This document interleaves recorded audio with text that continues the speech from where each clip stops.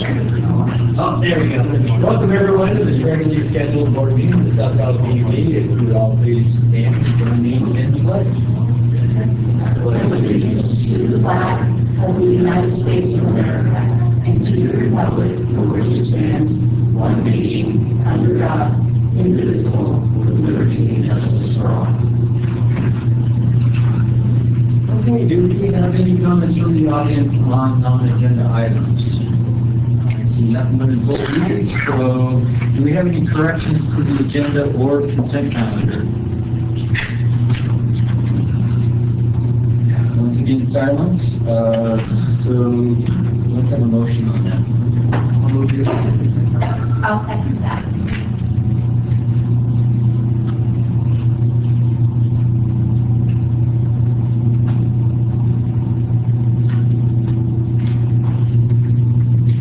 All right, thanks everyone.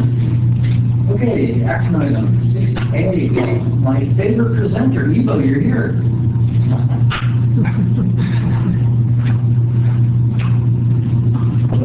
I won't bore you with a PowerPoint today. Oh, shoot, I'm overwhelmed by the disappointment. So last Wednesday afternoon, the district received a letter, or I received a letter from the groundwater consultants for the responsible parties that are doing an investigation for the former Lake Tahoe Laundry Works site with regard to PCB groundwater contamination. And the district has a couple monitoring wells that they're interested in including in their sampling for that investigation. And so to do that, we thought it was wise to put together an access agreement. And so with Gary's help, an access agreement was developed and was sent to the responsible parties. Actually, they saw it first thing yesterday morning. So as of the date right now, we're still in draft form, in the same form, I think, of the agreement as what Melanie distributed to you guys probably yesterday morning, mid-morning.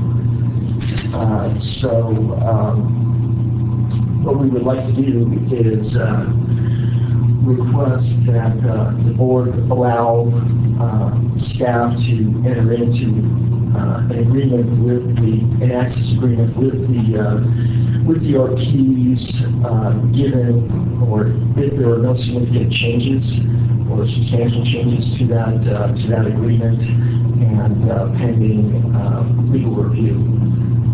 Since we don't have a final agreement in hand to provide to you at the meeting today. So I'm assuming that the RPs have access to all of our reports and data. They just want to verify on their own to make sure we're doing it right. Is that what I'm hearing? No, they're just, so they have to do a groundwater investigation. So they have to do their off-site investigation, and they have to define the lateral vertical extent of contamination. And so we have existing wells that are near their site. And so they'd like to take advantage. So they just want like data points then? Correct. They just want to, so this would, it only deals with collecting groundwater samples from those existing wells. So there are 2 wells of concern located on that property, CO2 and CO3. And those are the 2 the shallowmost monitoring wells. There are 3 actual monitoring wells there on the property, and we only want to look at 2 of them. So, it's possible, we haven't seen their comments come back. There's, in the agreement, there's a termination date. I don't know this for certain, but it's possible that they may want to have an extended termination date instead of allowing just 1 round of sampling. Depending on what they find in those wells, if there are any levels of contamination, they may want to come back, do a second round or possibly a 3rd round, but we don't know. Well, I'm sure we want to be open with everything. I don't see a downside of this, do you? I don't. Okay. Just a couple comments on it. The access agreement they're fairly standard. They cover, if they do something bad out there, they got to fix it. If someone gets hurt or something happens, they got to indemnify the district. They got to have insurance. Those types of things, just to protect the district, because you never know what can happen when someone's out there in the field doing some work. But the agreement shouldn't be any big surprise to them. But they certainly may, once they turn it over to their attorneys, they have some tweaks, or from their staff people, like legal said, how long they want to be able to have access. But anytime they go have access, they got to give us notice so that we know that they're out there, and we have the right to go out and observe them if we want.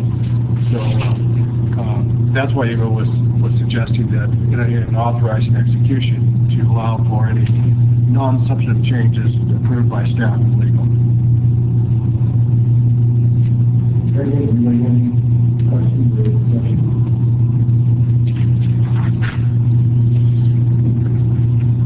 Motion. I'll move that we enter into an access agreement with Seven Springs Limited Partnership and Fox Capital Management Corporation for the sampling of monitoring wells located at the Clement well site. I'll second. And I would add to that the staff is authorized to enter and is to make non-substantive changes on approval of legal. Kelly just added that, and then you very excited. Sounded just like Kelly. Sorry, Kelly. Okay, so you got the first and the second? No?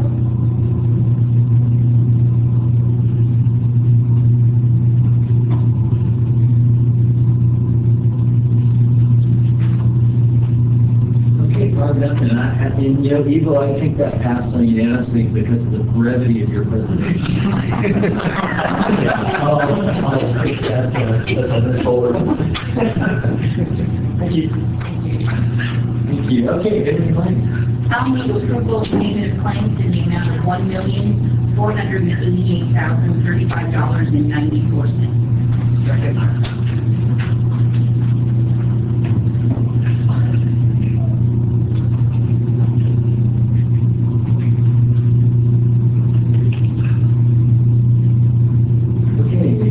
Again. Next up on the agenda is the announcement of 2019 board appointments. I've talked to all of you. Did you give one of these to everybody? No. Just to me. All the important people. I have watched your copies. Well, I'll just go real quick. Executive Committee, Kelly and I, Finance, Kelly and Chris, Ops, Jim and Nick, Lakeside, still the same as it was, Jones and Sheehan. Metering development, which again, there's not much going on in there. I just replaced Nick with Dwayne, so it's Chris and Nick. City Council is going to be Chris and I, Alpine County, Chris and Nick. And we also put Nick in as Alpine County liaison. And I appreciate you, Nick. He kind of basically took my word that there was not a lot going on in these things. So if I lied, sorry about that. But I think you're going to be okay. I don't think it's going to be a big burden on you on that. And then under liaisons again, Jim is Aqua Uncasa. The El Dorado County Oversight Board is rearing its head. It used to be the City Oversight Board. I had a long talk, Paul, I didn't think about this with, what's her name, with the county.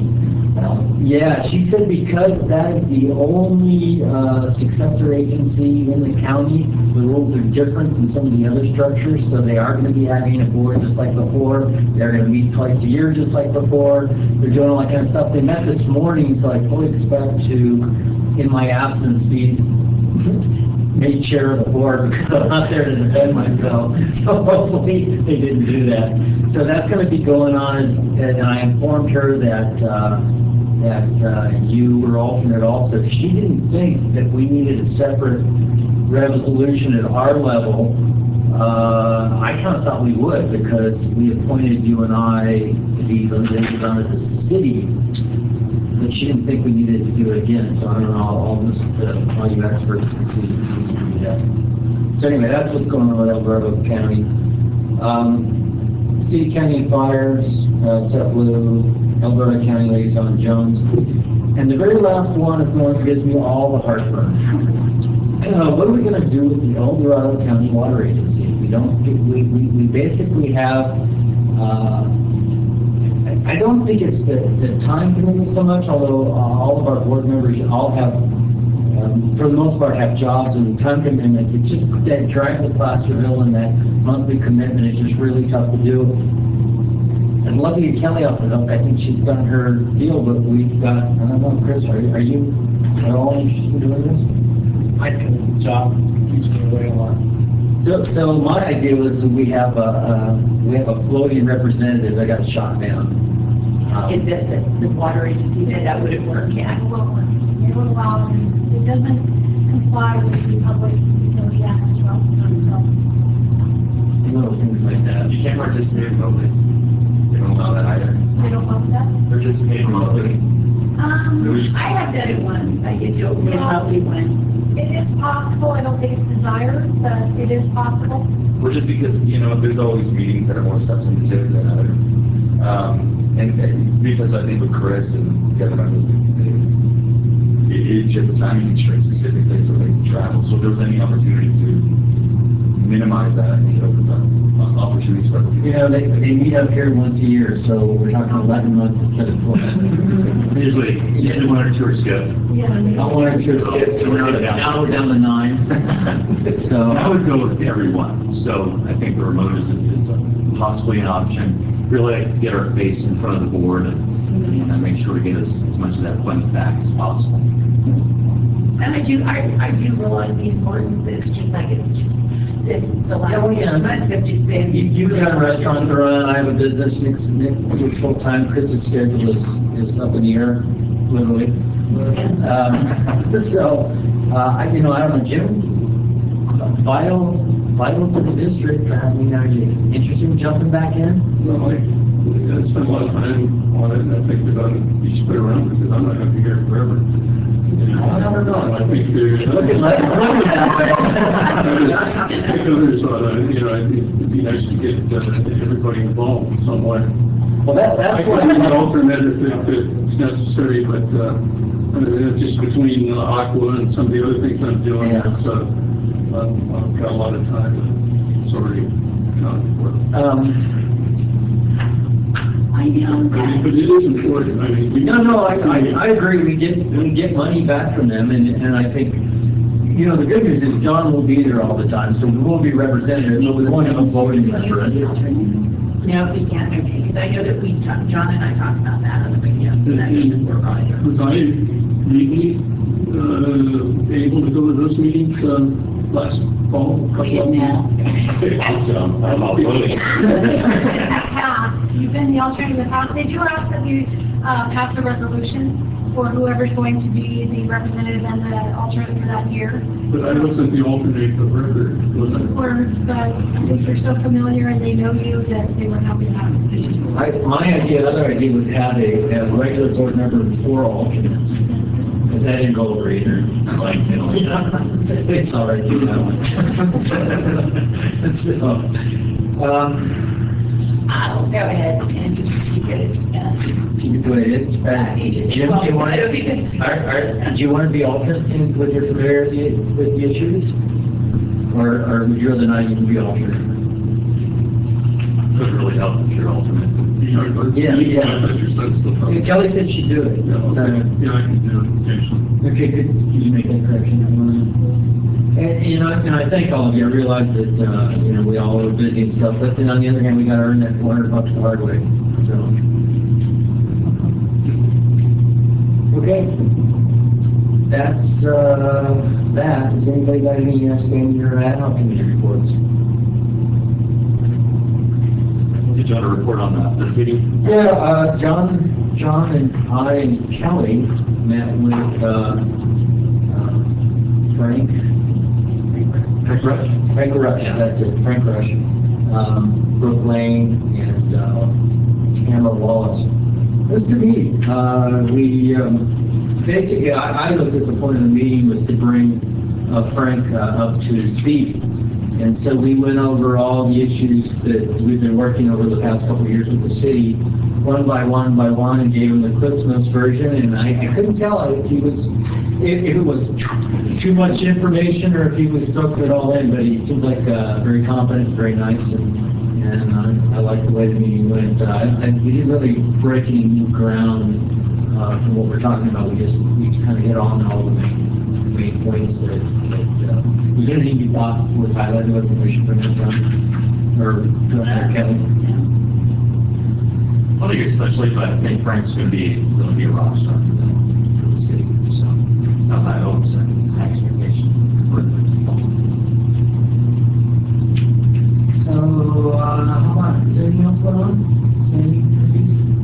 I attended my first operations committee on Monday. Oh, there you go. It was an exceptional time, but what made it great was Julie's first time running the meeting as well. And she handled it wonderfully, cannot give enough credit to. Yeah, but you don't have any way to compare that. Yeah. True. I heard some rumors. Yeah, we talked to some staff members and get some stories too, so. No, you know what you I know you do.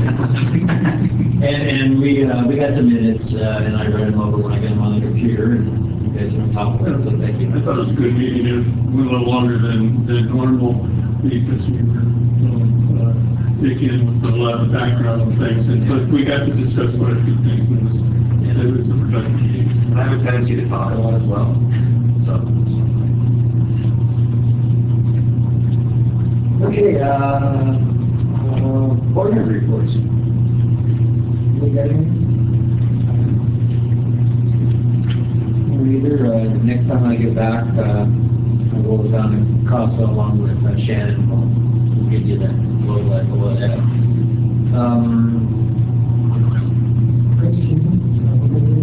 Okay. Anything going on with the Alabama County Water Agency since we met last night? Real briefly, and I'm not going to be able to give you a lot of history, but the day prior to our meeting, the Alabama County supervisors voted to opt out of the JPA. And then the El Dorado County Water Agency also voted to opt out of it. And the history of it was that they were Tahoe, which we represent Tahoe. The only time we would have voting power is if there was a tie, a 5-5 tie of the other eligible voters.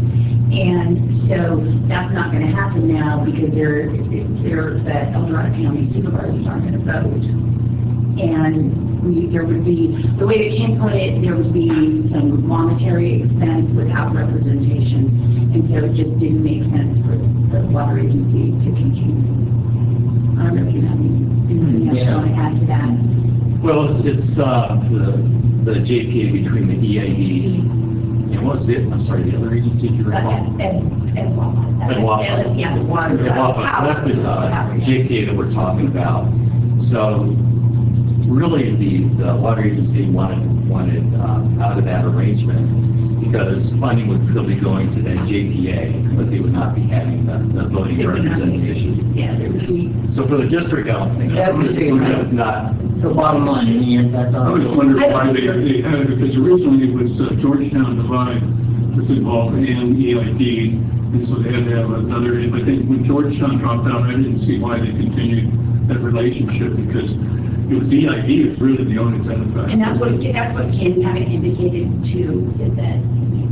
Yeah, I think it wasn't between, JPA between two agencies in the first place. Yeah. So just two agencies, and the county just didn't see the benefit of staying in that with EID in that So capacity. it's just, will the whole entity be dissolved, and it's just the EID is now responsible? Yeah, they'll be unwinding that JPA and bringing the funds back to the water agency.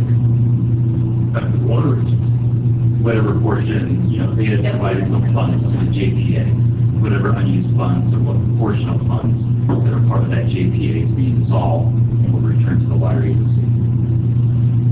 Any proportional funding that is remaining in that JPA. And EID was I forget who the representative is, the new representative for EIT.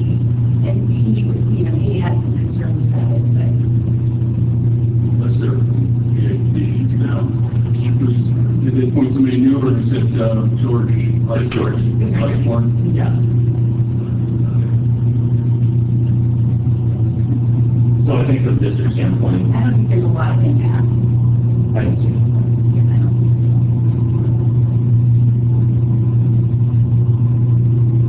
And we also had a meeting with Ken after the board meeting, still working with him on the MOU and looking for funding for our water projects.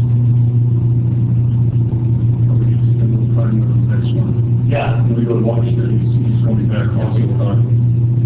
Phil and I were working on some of those funds this year. And he indicated finally that mid-February we would have some indications for those additional projects. They're already funding the groundwater projects. So they have a list, they're just waiting for their funds to be received, and then they'll. Right. That's what he said. But they're receiving funds from the county and looking at the requests for those funds, including their own funds for water resource plan. That's for this, for the year, it's for a whole year. They don't break it. One point they used to break it down because they got paid from the county twice a year. Because the property taxes basically come in, December. Yeah, correct. And, so they got their second, I think he's looking for their second allotment.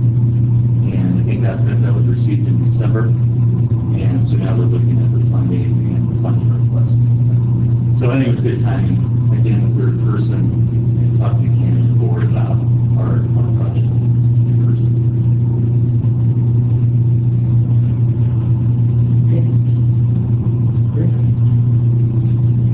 Which brings us to general manager report. Okay, thank you. I have a number of items, including Colony Flag. But first of all, my first board meeting. So great to be here, and I really wanted to express my deepest appreciation to the board for your votes of confidence in me as your next general manager. It's been a life-changing event and a source of great pride for me and my family. So thank you for that. And I'll work very hard for you. And I'll really prioritize my energy and my focus on balancing our system needs with the rates, with our staff's capacity to do this work cost effectively and maintain a sustainable enterprise. And providing our services in the most cost effective, responsible, and accountable manner. So thanks again for this opportunity. And moving on, lots going on the last couple of weeks. Talk about some recent meetings. Met with John Marquetta and Julie Reagan at TRPA. And we talked about actually a really long history of working together. I worked with Julie when she used to work at the district about 25 years ago, when she worked with her. So she's been at TRPA for the last 15 years. And I worked with Joanne over about that same period of time as an engineer here at the district. And we talked about really the evolution of the relationship between SCPUD and TRPA. When I first got here, I mean, TRPA was viewed, maybe some still view TRPA as kind of an obstructionist. But I think Joanne has really ushered in a new era of collaboration, and we certainly embrace that with TRPA. So once an obstructionist, I think now we view TRPA as our partnership, as a partner moving forward. And we talked about some of those partnerships coming up. We've been working with them on the LTRA, their EIP program, fire partnership funding. I think Shannon's going to have a little bit of additional report on that coming up here. The California Tahoe Alliance. And also talked to Joanne about them being a partner with us for infrastructure funding, especially on the sewer side. With our sewers going through sensitive lands, they'll help us find funding to do improvements and protect the environment. So I think that was a great connection with TRPA. I'm scheduled to meet with Wahunton next Tuesday, actually with Peggy and Doug initially on Tuesday, and build that relationship.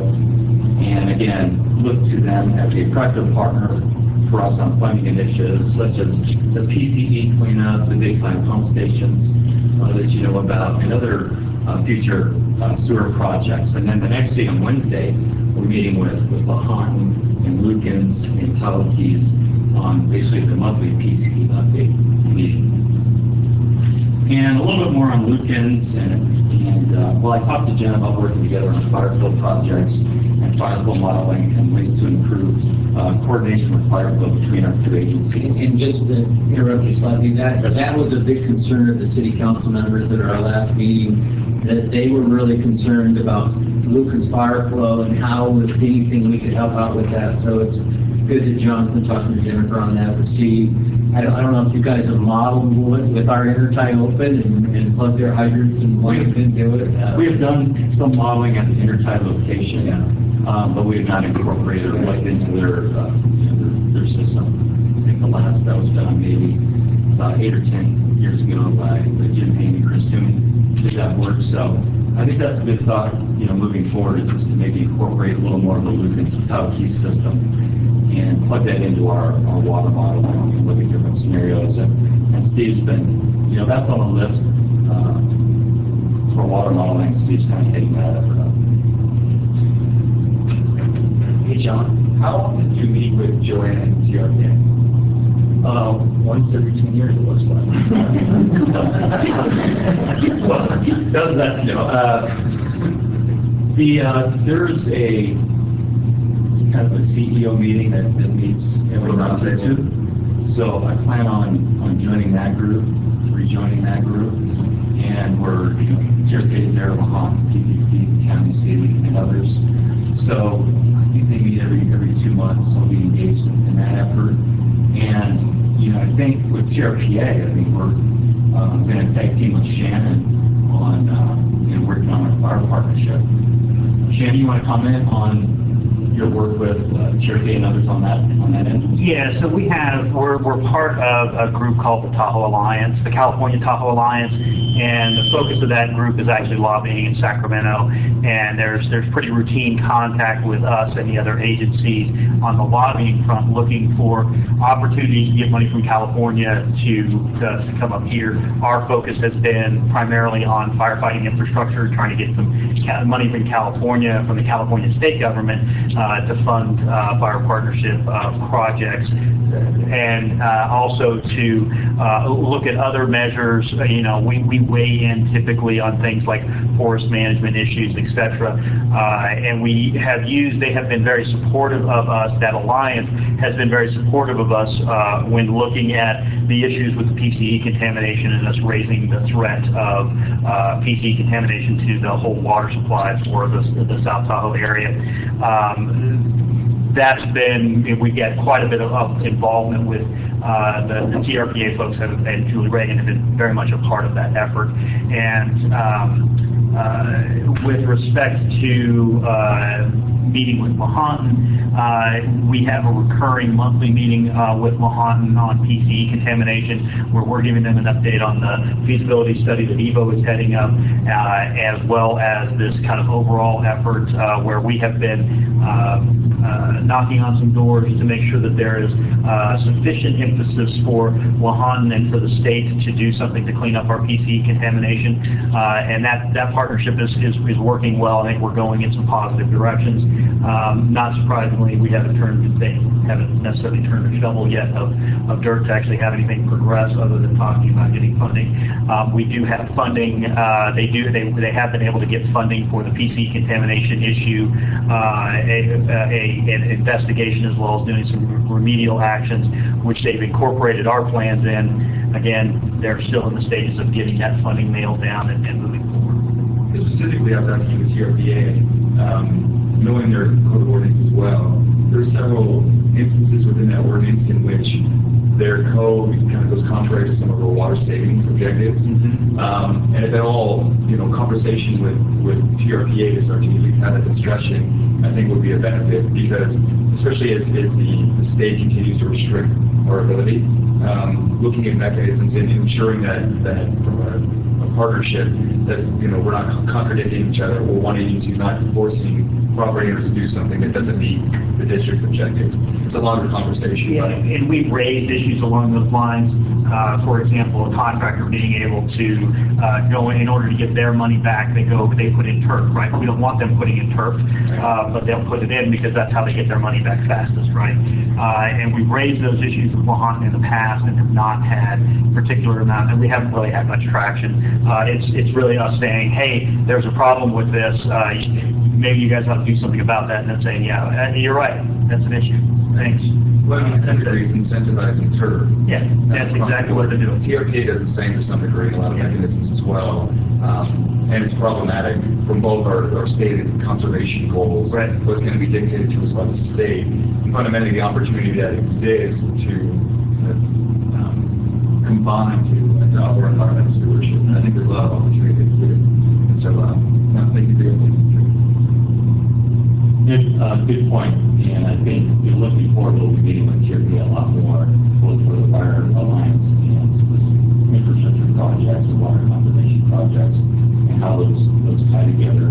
I don't know if you work with John Custer as that agency, great guy, we've gone a long way working with him in the past. We developed an MOU with TRPA, which is maybe 10 years ago, and it really streamlined the permitting process on our side and the review process on their side. We talked about that last week with Joanne, and we're going to build on that record.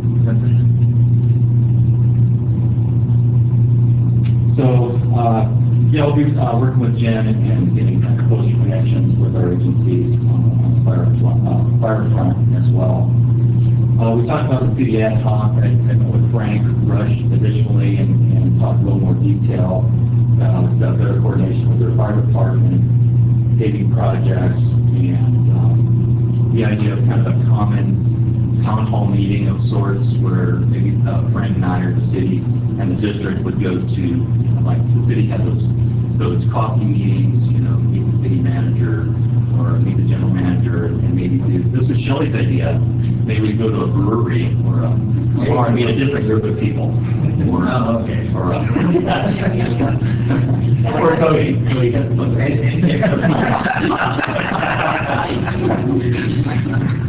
And one of the issues we talked about, and I'm sure you touched base again, was airport access with being able to get out there. We've got some assets out there near the end of the runway that have some issues that we're going to need to address pretty soon. Right. And we will continue to work with the airport to get access out there to fix that issue on the sewer line. Right now I think we're looking at a better weather window. So probably in the spring or maybe later when it dries out, lower flows, we'll take a look at some actions. We're, I think, still looking at the smash Cobra lot that we can put in the sewer, and we'll go inside the sewer. I don't know if everybody knows, there's some kind of grounding rod that's going through, I think, a 24-inch sewer line that goes through the meadow, and at this particular location, it's maybe 400 to 500 feet past the runway, something along those lines. So looking at the best way to remove that. And it's deep, it's below groundwater, so it's a very difficult situation. If we could get something in there to remove that would be best. But we have no bypass. There's no alternative, so it needs to be very well coordinated. So a few more items. As an update, workforce housing. So the workforce housing committee was here yesterday, and Tim and I joined the committee. The Tahoe Prosperity Center was there along with the city and the county, including Sue Novacell, TRPA, and CTC. And we reviewed the sewer unit process and talked about the number of sewer units available. 200 sewer units from government entities are being unused, and there's something over 2,000 on the private side. So there's some interest, certainly, for the district to help bring projects and unused sewer units together. So I think the next step, Tim and I are going to talk about those ideas and then bring those to the board for input. We have an ad-hoc committee for that. Is that correct? Workforce housing? I thought there is some. It was Chris in the waiting before. Did they get us up on the list? Did we on that last year? I feel like it. That's the problem with using the previous year's template. How's going? You can add it on. Let's add it on. Okay. Who would we like to? Ed, I've only been one of those as a parentheses. yeah, I was gonna say, no, we did officially have Dwayne and Chris on there. Nick, you're the planner on the board. You want to jump into that one? Yeah. And Chris, you want to stay on? Okay. Unless I can, but I will. All right. Yeah, that's, it's a great group, really, and it seems a lot of great energy and momentum right now. And the CPC was talking about a number of properties that are being considered for workforce, low-income housing, achievable housing projects. You know, there's like a 10-acre parcel out in Myers, and I think there's a 4-acre parcel, a few parcels, you know, around the Y. There's a parcel next to the crossings that we're working with the developer on already, in fact. And again, they really appreciated the board's action in terms of the sewer unit policy, the transfer policy. Tim, anything you want to add to that? Really appreciate your comment. Just real quick on that one part, why? It looks like it does have some traction because I've been in contact with a person that is going to develop that. He is looking at a 65 unit complex. So, It's Would that be the vacant lot just east of the property? yes. Yes, the old lumber yard. yeah, one time they're intending to move to transfer REITs there a long time ago to that area. But so it's and actually the developer is the developer of the Crossings project out of Sacramento. So kind of looking at those two parcels and those two projects, it's working together as a project area. You know, again, to try to meet the parking needs. Parking is a big issue, number of parking spaces and coverage required for 60 or 70 units. So one of the big things the workforce housing group is working on right now is to go to, in this case, the city and TRPA to essentially reduce the parking requirements for that type of project.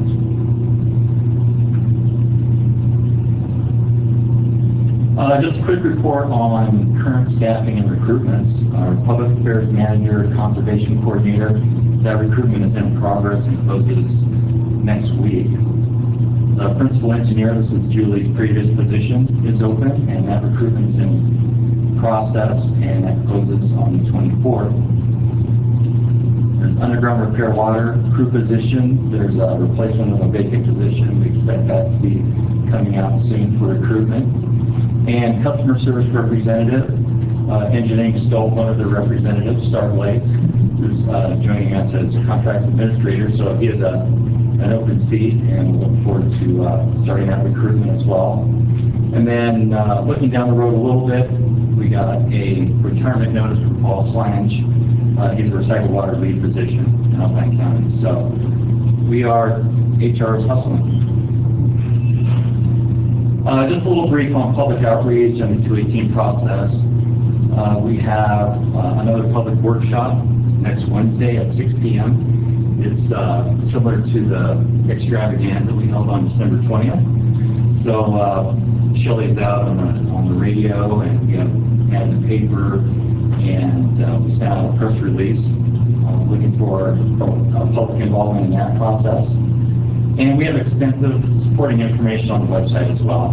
Planning additional shows, take that on the road, and meet with service groups in the next few months to talk about Prop 218 and what the district does and our needs and achievements as well. Just wanted to mention Paula was here yesterday from South Tahoe now, so had an interview with her. And I didn't know Paula very well, but what a fantastic lady. She's done so much for the community. Being Tahoe Youth and Family Services and the Boys and Girls Club. And up at the high school too, she does things with the charity clothing up there, lots of charity work. really charity bread and broth, food for kids. So a lot of energy and great asset for the community for sure. So appreciate her coming.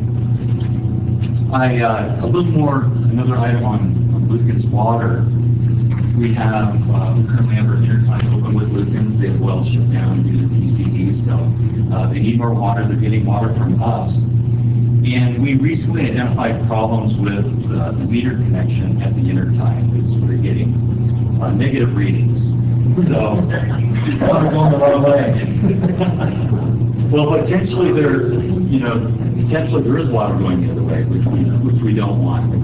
It's not permitted. It would be taken on an emergency basis, really. So we're concerned about water going the other way. This meter is actually, I think, 34 years old. So we ordered some parts, and we'll be fixing the meter. And Chris has been working with Jen to adjust our system pressures, and which wells are on and off, so we can keep water going that direction. Meaning to Lukens and not the reverse. So you have to put a backflow protection device in. We have a backflow. So let's talk a little bit about backflow prevention. None of our interties have backflow preventers. And here's some thoughts behind that. Those interties are really part of a mutual aid agreement. So part of that agreement is that the district would need water. We want water coming the other way. We can't have a backflow device in between. But the best situation would be to have a backflow device and then have a bypass. So the backflow would protect water coming our direction when it's not desired. But we could valve that off and use a bypass to have water coming our direction in the case of a fire or whatever the reason. So we could use water from Lakeside Park or Lukens of the Keys. But currently no backflow protection of those installations. And another reason why a backflow installation is maybe $30,000. There's not a lot of water going through this intertie at this time.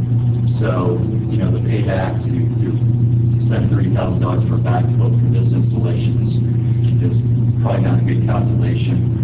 And back to Lukens, if you think about, we're looking at options for the PCD cleanup, and one of those options would be treatment on well number 4. And so let's say that's 1,000 GPM or more. Lukens cannot use that water. So potentially that water would be treated there, and the excess would go into the district system as one of the alternatives. And we need to make modifications to that backflow assembly at that time. So that's coming up. We'll have a better look at those alternatives, I think, in about 2 or 3 months. Anything else, any other adds on the Lukens issue? And thanks to Shannon and Chris for keeping us on top of that, protecting our system. Following leaf lake, that was the only item actually listed on here, Gary. Now wait a minute, John, you were in the agenda review meeting also. I didn't say you didn't want to. All this came up since 3 days. Yeah, I know. A lot of it came up on that Richard's retirement party. Foam leaf lake, then we have the issue with snow removal on that road going out there. Earlier you said you talked to Sue Millicell. Did you happen to bring this issue up? I said we need to talk. Okay. We'd like to talk about that in more detail. The shoe's running up. She had to leave her. So, I guess getting a little bit more into detail on the foam leaf lake snow removal issue. If you remember historically, a family out there by the name of Craven would do the snow removal, and we would contribute some funds to that effort, and so would Stanford Camp, and I think some of the other property owners, but mostly the district and Stanford Camp. So the Cravens are no longer doing that, so the question has been, who's going to do the snow removal from Emerald Bay Road, out to Stanford Camp, essentially. And the district has facilities, actually I think 18 different facilities along that road all the way back. So the district really needs access to those facilities all year long. From the county standpoint, they essentially want to close that road and not do snow removal. So that's the current county position. Even though they collect a specific property tax assessment for snow removal? In those properties? Yes. Okay. Right, I want to be clear. So they're collecting tax money and maybe not doing the level of snow removal that should be done out there. So And Chris has done a lot of work with coordinating with Stanford Camp and looking at different alternatives. So right now, Stanford Camp has some equipment, and they're doing the snow removal on that road.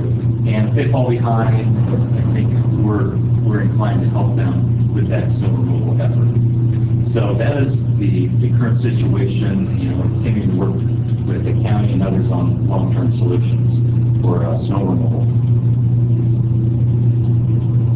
And my last item, our lab director, Dan Arcee, has some new employees. Dan, would you like to introduce them? Yes, I will. I am here to introduce our two newest lab employees. As you remember, we had a big personnel change at our laboratory in the summer of 2018. I was promoted as lab director. As you know, I've been there for 24 years. And we had over 80 applicants for our lab technician position. So we were able to be quite finicky, and we took our time finding two new technicians. And today is the first day we actually found 2 extra hours in their day so that they can come and talk to you. May I introduce Mikhail Lieberman. She comes from Cornell University. She has a Bachelor in Science and Soil Science. And she started at the end of September. And she came to Tahoe sight unseen, which, you know, I think took quite a bit of bravery. And then we have Sarah Kortke. She's actually a Tahoe High School graduate, and she has a degree in environmental science from UC Davis. She had been an intern in the summer of 2017, and she came back in 2018, and we're very happy to have her as well. Thank you. We're glad to have you on board. Absolutely. That's all I have. That's just the top shelf. Okay. Shannon, you've got a little update for us, it looks like. I do, and I have a couple of other things that are also not on the agenda. I'll mention them anyway, but I'll be as brief as possible. This Echo Summit Road construction, this is really just a heads up that we're hearing that next fall, it's likely that Echo Summit is going to be closed for 2 weeks. That's the planned shutdown. So you can probably figure 3-4 weeks maybe, since the plan is 2. So we'll keep you abreast as that continues to come down the line, but we figure the more people that know about this, the better off we will all be. We are also on the legislative front, a couple of things. We're planning the DC trip in late February, and one of the efforts we're working on is to develop a sign-on letter, if you will, about fire protection in our community and the fire partnership funding, or in funding for the fire partnership program. And we're drafting that now. We'll be circulating that to the other agencies and other water companies and entities around the basin to try and get support and get them to sign on to support funding for firefighting infrastructure within the basin. And then we will take that letter that will be essentially kind of our kicking off our meetings with legislators back in DC. We'll be handing that to them and using that to show the support within this community for funding for firefighting infrastructure. Also on the state level, I had a meeting today, and we have talked in the past about the water tax and the threat of attaching an additional fee onto our bills for our customers that would go to economically disadvantaged communities around the state for their infrastructure as well as operation of their water systems. That threat is back. That was included in the governor's budget, and Aqua is very aggressively fighting that, and they are actually planning to initiate we'll be sponsoring legislation that will provide for creation of a water infrastructure fund in California that is funded through other mechanisms other than the water tax. There's also a threat of water taxing our water, which is associated with low-income rate assistance programs. So quite a few things going on at the state level, things that battles we've fought in the past and will continue to fight. That's all I've got. Okay, thanks, Shannon. Jim, I see we have a esteemed guest in the audience. So here, along the same lines. Okay. Good news is, there is a little delay in town. Bad news is, there's still quite a few more obstacles to get there.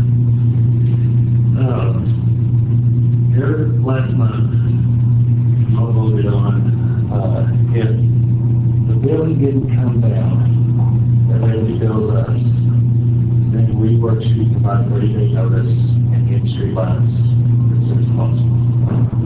Unfortunately, the bill didn't come down. John himself has run into problems with regulatory committee and CPUC, and but we talked quite a bit over the last week about trying to make this as transparent as possible.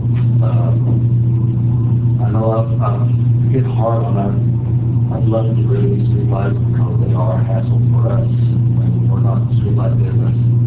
But one thing is the city having the new city manager that we have, he is very well aware that the city should be in charge of handling streetlights, not a utility district. That was probably the most interesting discussion we had. AD-HOC committee was the streetlight issue. So basically, we're down to a couple of things here. One is, yes, you did vote on for me to submit a 30-day notice since the bill did not come down to us.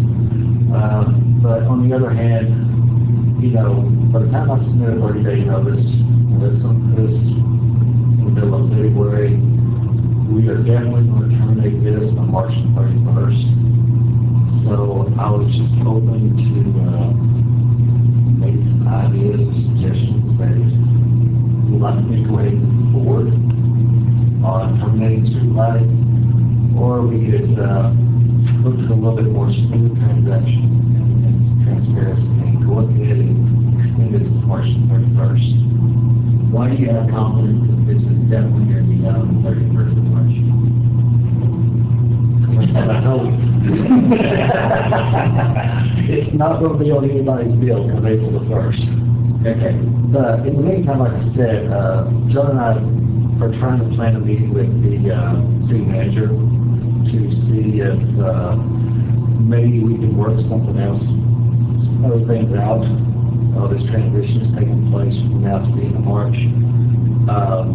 But we have made it clear on March 31st that we are no longer in the streetlight business. Just going to turn the lights off.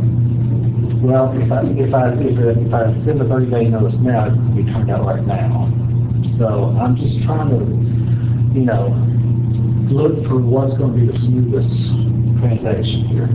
Just to let you all know, we discussed this a week ago. The 30-day notice was actually should have been sent out then. I decided along with John and the other folks at the meeting that we would actually kind of temporarily suspend our requirement by a few days so that we could discuss it at this meeting, because I didn't think it, you know, we had new information. Liberty's been working with us, and I just thought it would be, you know, I don't know, it just wouldn't be in the best interest of everybody concerned to go ahead and send that notice out at that time.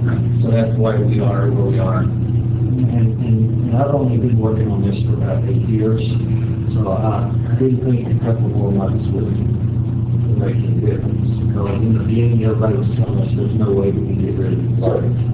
So by you saying it's over the 3 years, do you think that Frank's going to pick it back up, the city's going to pick it up for sure?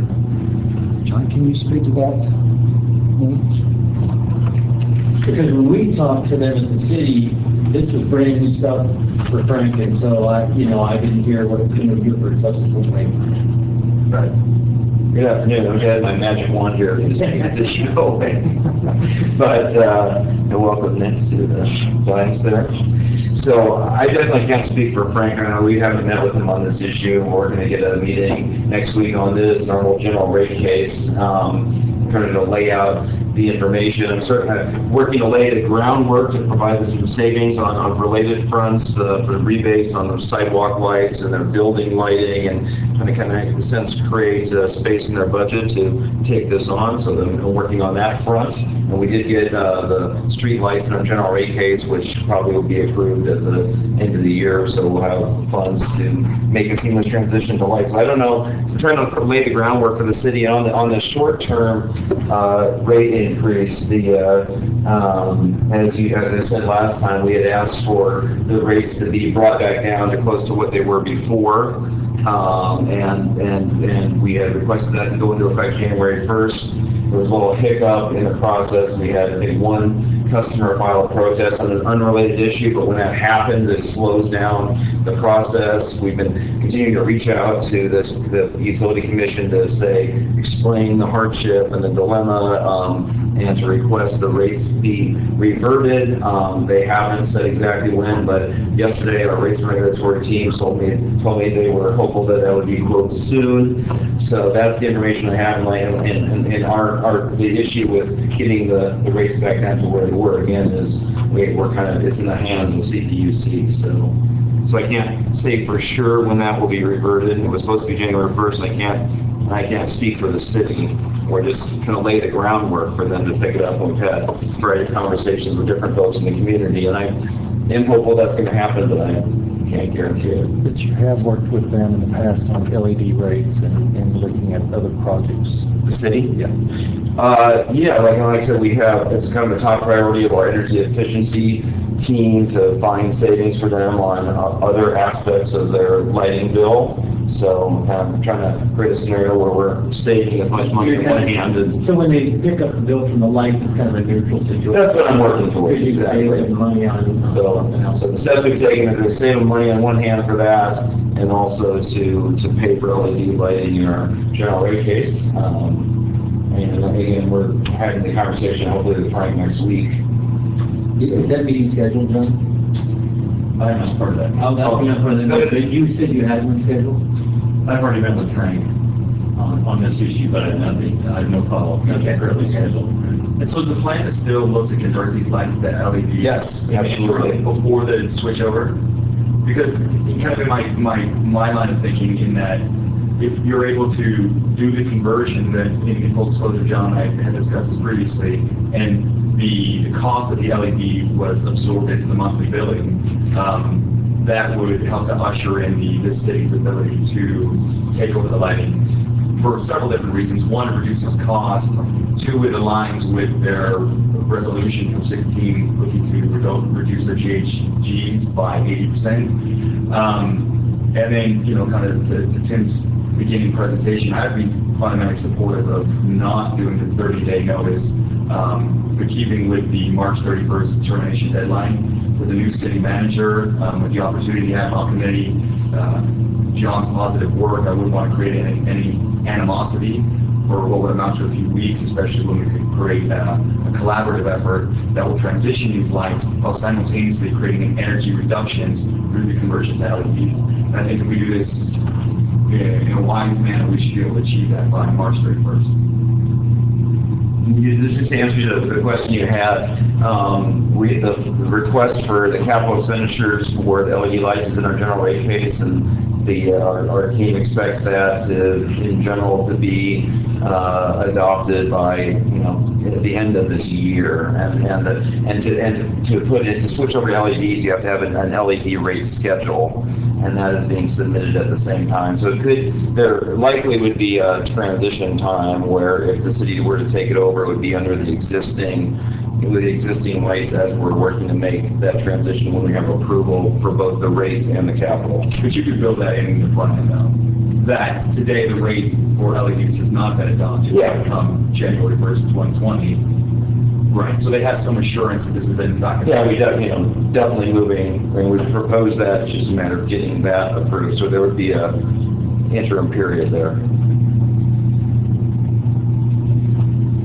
So what are you looking from us, Jim? The idea that we had, what I can do is bring back, another board tonight next week to extend this to March the 31st and provide the 30-day notice as of March the 1st.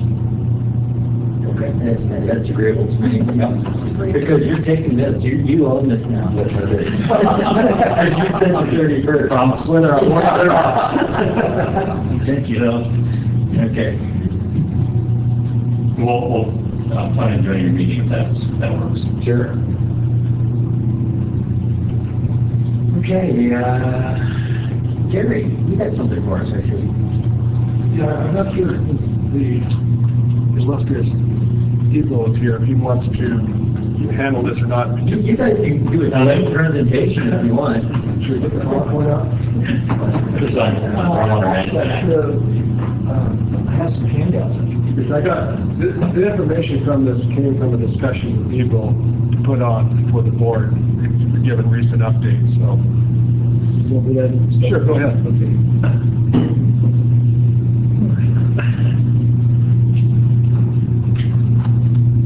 So I don't know how familiar you are with the basin prioritization. I guess maybe I'll kind of start from the beginning. I guess the beginning is in 2016, DWR was, they felt that because of the basin boundary modifications that were being done as part of the Sustainable Groundwater Management Act, that those basin boundary modifications triggered them to have to do a prioritization, a basin prioritization. So they started this process. The initial prioritization that they started with was from a different program that was done in 2014 that they adopted to start as the foundation for SIGMA. And so in 2016, with the basin boundary modifications, they went through this process again, looked at the basin prioritization, and they pretty much used, it's set in the state regulations as to how they do it, the types of criteria that are used. And they released the draft results in May of this year. And from the basin prioritization, that was the preliminary draft results. The basin that we are in was lowered in rank. It went from a medium to a very low priority.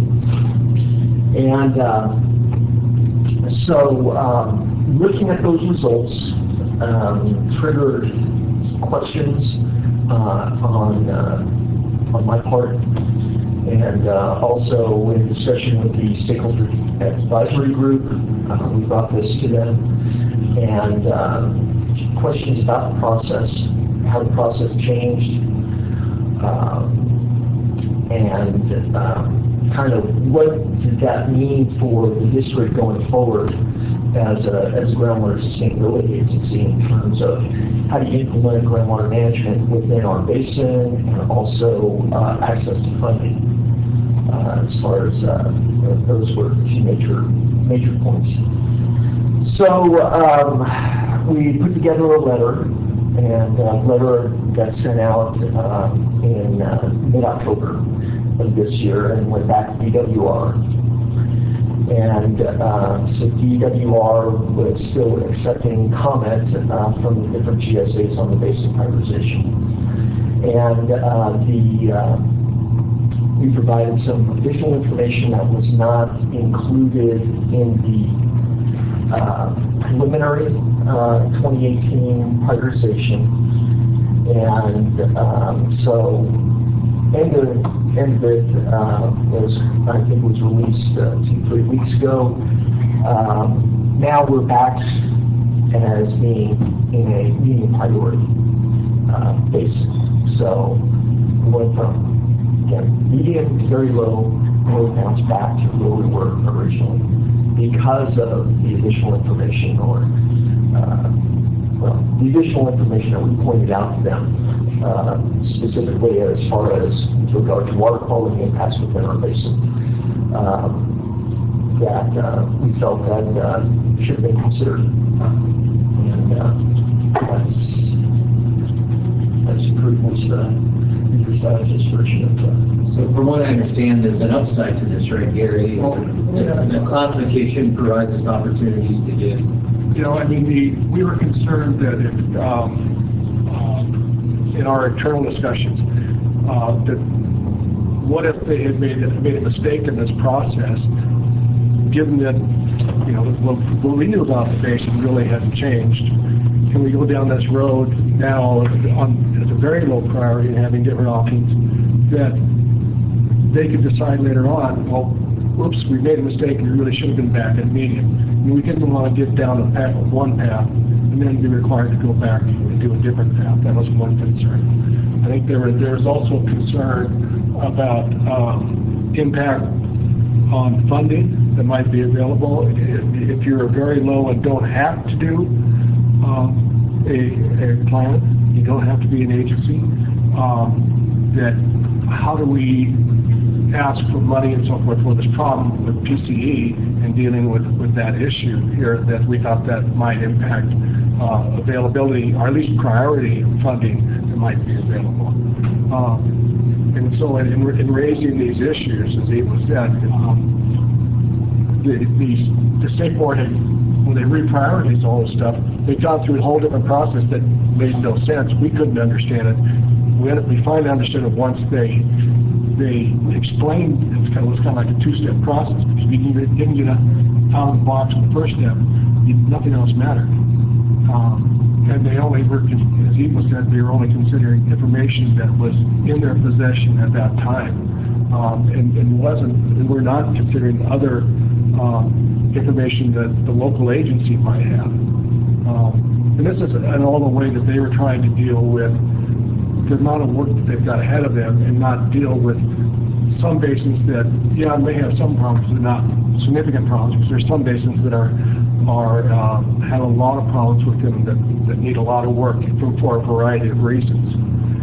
So anyway, I think it is what it is now. We're back at medium. We still have the alternatives we submitted to DWR. There's 2 alternatives we submitted, and then so we're waiting that. And then when Eagle in his discussions with DWR found out that even though this was supposed to be decided last year, now they've said the alternatives, decisions on the alternatives will be made within the first quarter of 2019, right, Eva? Yes.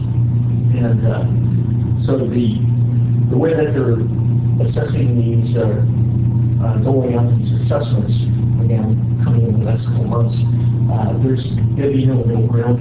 It's either going to be accepted or it's going to be rejected. So there's going to be no kind of conditional acceptance. Hopefully we'll be able to, we put so much work into this that I hope that we get some type of comment as far as an understanding as to why, if it is rejected, as to why, either or both of the alternatives got rejected, so that will give some indication as to where we need to put our future effort to put together a document that is acceptable. And I think that's the key, right? These, as a sustainable groundwater management agency, we have to have either an alternative plan approved or a sustainable groundwater management plan. And we've submitted the alternatives. If they're not approved, we're going to have to pay money to get another plan developed for them to approve. And so that's the crux. Hopefully they'll approve our submitted alternative. If they don't, we'll be coming back to you asking for more money to put together another plan. And they have, at this point, they've had 24 months to look at 24 alternatives. 2 of them were the districts. So now they're going to have a total of 27 months to have figured out whether or not they're going to accept one of these, which is frankly ridiculous. But even, and Eva and I have talked about this, is even if they would unfortunately reject both alternatives the district submitted, the extensive data that we put together and did with district staff, working with DRI, that information goes a long way to putting the data together that's needed for a GSP. And so, yes, it's going to be some work, but we're not starting from ground zero. So the investments that have been made over the past several years to be compliant with the requirements of the Sustainable Groundwater Management Act are not going to go to waste. Most of them are not.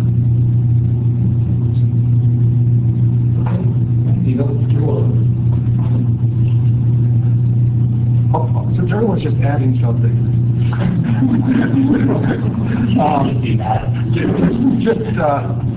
I've been working with Tim and the customer service staff, and we have now put together for the sewer transfers for affordable housing. We've got the forms all put together, and they're ready to go. I think you're going to put it on the website.